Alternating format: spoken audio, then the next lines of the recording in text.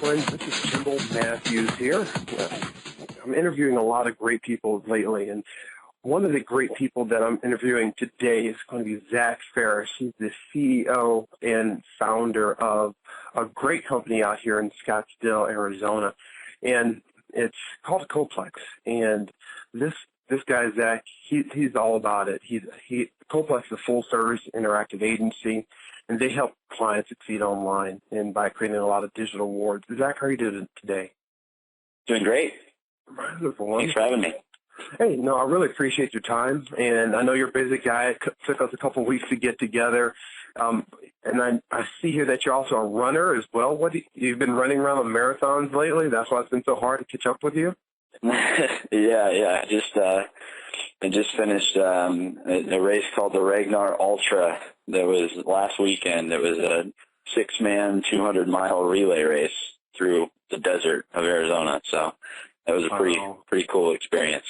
Wow. Yeah, you're now doing all this running and trying to figure out, and start a community here in Phoenix. Could you tell us a little bit about your background and how it all came about with your success now? Because, folks, I read some articles in Entrepreneur magazine, and I saw some of your information and just want to connect with you because it seems to be that you're one of the up-and-comers here, especially in the Phoenix startup scene. I appreciate that. So, yeah, actually, I grew up in Ohio, and when I was in junior high school, I think it was actually maybe even 5th or 6th grade, I built my first website. I used to go to the library in town because they had internet there, and I used these little website builder tools to make a website, and I've been doing it for a long time, and started actually getting some business clients that called and wanted websites designed and developed. So back in the early days of like junior high school, I used to go hang out at our internet service provider in town and like sit on their little like demo computer because it had a really fast internet connection, and I used to design and develop sites for some small businesses in town, and sort of kept doing that for a few years, and went off to college in Ohio, and a little tiny farm town. I went to a school called Ohio Northern University for engineering, and had the opportunity to get a work study job to work on some of their website stuff as well. And I was doing a few sites for businesses from the comfort of my dorm, which was pretty awesome, and ended up sort of weaseling into the university website system, and actually worked out this really awesome deal where I could get paid $12.50 an hour as a student, which was pretty amazing, and help them redesign and develop their whole site on, at the time it was Drupal, which is actually a content management system that we're still developing on today, many years later. But had the opportunity to get a nice $12.50 an hour job, and decided to continue my lease through the summer. And they called me into the office, and I sat down with the director of communications and marketing, and Carol pulled me aside, and she's like, "Zach, we're sorry, but we can't pay you $12.50 an hour now. We can only pay you $6." And I was like, "Oh shit!" I just committed to a lease and did all, got everything ready, and now what am I going to do? And she's like, "Well, why don't you start a business?" And I had no idea. I was like, "What do you mean start a business? That sounds complicated. What do I do?" And she's like, No, it's not complicated at all. And she introduced me to the newly hired director of entrepreneurship at Ohio Northern University, who helped me sort of formalize it and start the business. So I brought Ohio Northern on as my first big client, and brought in all my little clients from back in hometown Ohio. I brought them in as well under the umbrella, and started a little kind of web design, web development shop. It was called Fire at the time. So we did that and turned that into about a 12-man shop by the time I graduated college, and had the opportunity to participate in something called the Global Student Entrepreneur Awards. It was one of the entrepreneurs organization, one of the EO programs, and I got to pitch the business. And one of the final round judges ended up kind of getting down to the final, I think it was the final 33 top student entrepreneurs in the world. And there were only, I think, 3 or 4 people from the United States there, and I was one of them. And the final round judge actually, we were really small. This is an incredibly humbling experience. There were companies there doing literally like $250 million in revenue that were run by college students, undergrad college students from all around the world. It was incredible. So I had a tiny little company, relatively speaking, and but one of the final round judges from that competition was really interested in our business and our model and our team, and acquired BounceFire back in 2011, like right before I graduated college, actually. And that was sort of what got me out to Phoenix. So been hanging out here for about 4 years, a little over 4 years now, and I've gotten to really know the entrepreneurial ecosystem here. And after that first acquisition, we actually decided to kind of part ways. I was with the acquiring company for about 9 months, decided to part ways, look for some other opportunities, and that's actually when I met my business partner, Ilya Posen, who was running, at the time it was called Coplex, and we partnered up and started working together, and he pretty much brought my whole team on board, and we started a little Phoenix shop from the LA-based Coplex company.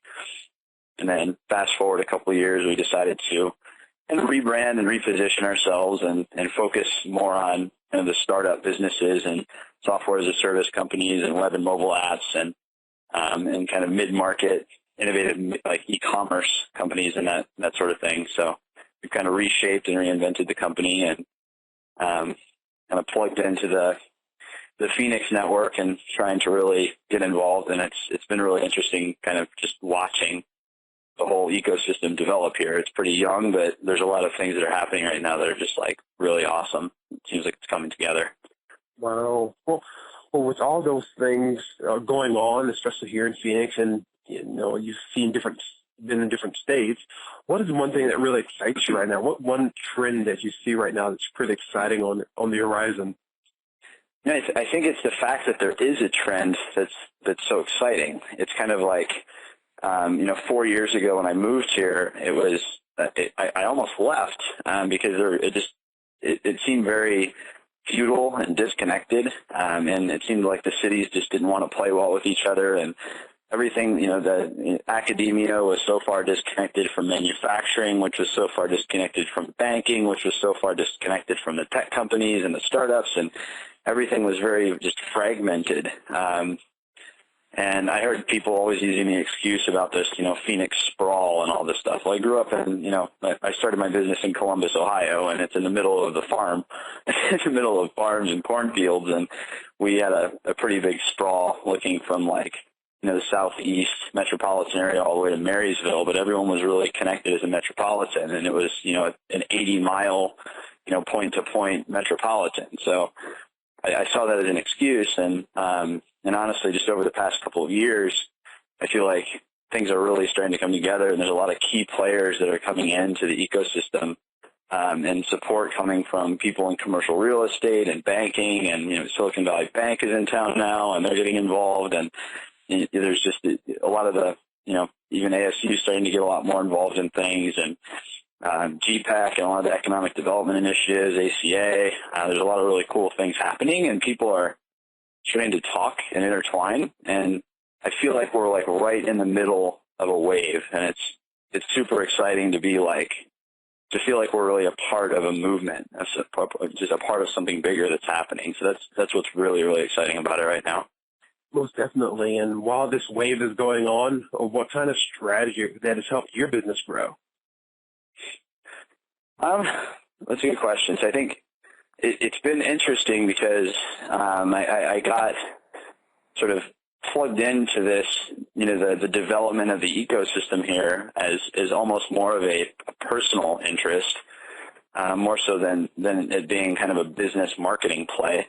But what we're starting to notice is just by getting involved and connecting people and trying to help the businesses here succeed and mentoring and trying to help people find funding in the valley and doing all of these little things, it's starting to get our name on the map, and we're starting to grow our business just by getting involved and creating a brand in the local market. So that's been huge. And then as you mentioned, kind of I've had the opportunity to write for Entrepreneur for about a year now, and Ilya, my partner, writes for Forbes and Inc. And a few other really high traffic online publications, and this whole concept of like thought leadership marketing, both kind of in the Phoenix metropolitan and even beyond, has been really successful. Has been like a really successful play for growing the biz, and it also kind of contributes to that community and startup ecosystem growth as well. So it's been fun. Perfect. And while you're doing all this writing and running around doing marathons and all that, has your business really grown this past year? What have you seen with growth in new clients, and you're targeting that mid-tier, that mid-business market? So what does that look like for your business? So the last couple of years, we've really been reinventing the company. I think for a while, the company was hyper-focused on top-line growth. And what we found is that can be a really dangerous play, being kind of in an agency, in a service company that scales by adding people. So we actually, over the past couple of years, have been more focused on just getting the right brand and culture and product market and sort of product service package and product market fit. And we've really been trying to get ourselves figured out and get the profit margins and everything else in place. And this year is actually the first year we've got some semi-aggressive growth goals. But at the end of the day, we've realized over the past few years that focusing on, predictable, repeatable growth, and a real focus on the hyper focus on the bottom line over the top line is really kind of where we need to live to deliver on what we're trying to do as a company and a brand. Perfect. And as agencies, because that's the kind of space that you live in, and talent is very tight probably. How do you find talent for your company? Yes, that's the constant struggle. And in fact, I think it's been a big reason why there's been a lot of opportunity created in this market lately, because there's so many companies out there looking for, technical co-founders and, high, just really well experienced technical talent. And these companies don't really know how to create a culture and an environment for those individuals to succeed. So what we're doing is we're trying to come in and house that talent, and then provide sort of through kind of the agency. We do kind of like a team augmentation model, but via that team aug model, we're able to provide on-demand access to talent for growing startups and mid-market companies. So that being said, we've really had to focus on, building an amazing culture, and building something that, these developers and top-notch designers want to be a part of. So that's been kind of the number one focus, is just getting the right culture and the right environment, and really kind of help them kind of grow and learn. And we do a lot of, we host and send a lot of our guys to, different industry conferences and events, and doing things like Startup Week in Phoenix, and getting involved in Startup Week and user experience meetups, and GitHub pages meetups, and Drupal meetups, and WordPress meetups, and just kind of plugging into that environment helps. And then we've also done a lot of, on kind of the recruiting side of things, we've done a lot of recruiting from the Midwest. We've got a lot of connections there, being that's kind of where a lot of us are from. So we're kind of finding a way to harvest talent from the Midwest and pull them out here, where it's a little bit harder to find talent. But yeah, it's definitely the constant struggle to find the right team members and the right culture fits.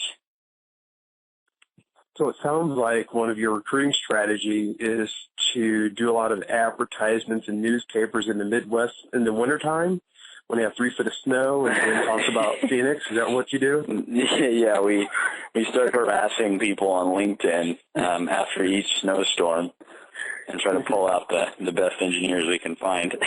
There you go. Yeah, with a nice picture of you in the hot tub and all that kind of stuff. I wish you were here. Yep, exactly. That's awesome. Well, with all this experience that you have now in connecting with a lot of people, and then being really involved in the ecosystem, what are some of the things that you would tell people to avoid doing, like don't do this type of things. So do you have any kind of suggestions for the listeners? In terms of like business development efforts? Yeah, exactly. It's kind of been, it's something that my sales coach taught me a long time ago. When I first started learning about biz dev, because when I started my little agency in Ohio and started kind of going to Columbus and trying to find opportunities and leads, I sort of got thrown into this whole, start networking and shaking hands and meeting people and then use that to close business. And I remember my sales mentor told me something one time. He's like, when you go to these events, you kind of have to take your salesman hat off. And he said, what you really need to do, you make the goal of that event to create real relationships and learn what people's problems and pains are, and use whatever tools and knowledge and Rolodex that you have to try to help them solve their problems. And then naturally, then they're going to come to you and trust you, and trust is such a critical component of hiring, someone to do services for you on an hourly model. That trust needs to be there. So he kind of taught me to go in not looking for what they can do for you, but go to these events and look at what you can do for other people. And I think that's probably the biggest underlying principle to good business development, even still today. Perfect. And I know you're a busy person, but I just have one more question for you that I ask everybody. Now, are you ready for this question? I think so. All right. I'll brace myself. Brace yourself now. If you had to go into the hot tub time machine and go back to your younger self, what would you tell your younger self? That is a good question. The bad things are never as bad as you think they're going to be in retrospect. So I think I've been through some experiences that felt like the end of the world. In situations with, in selling businesses, and situations with having to fire my best friend, and situations with having to lose a huge account or client, and lawsuits and all of these crazy things that people in their 20s typically don't get to experience.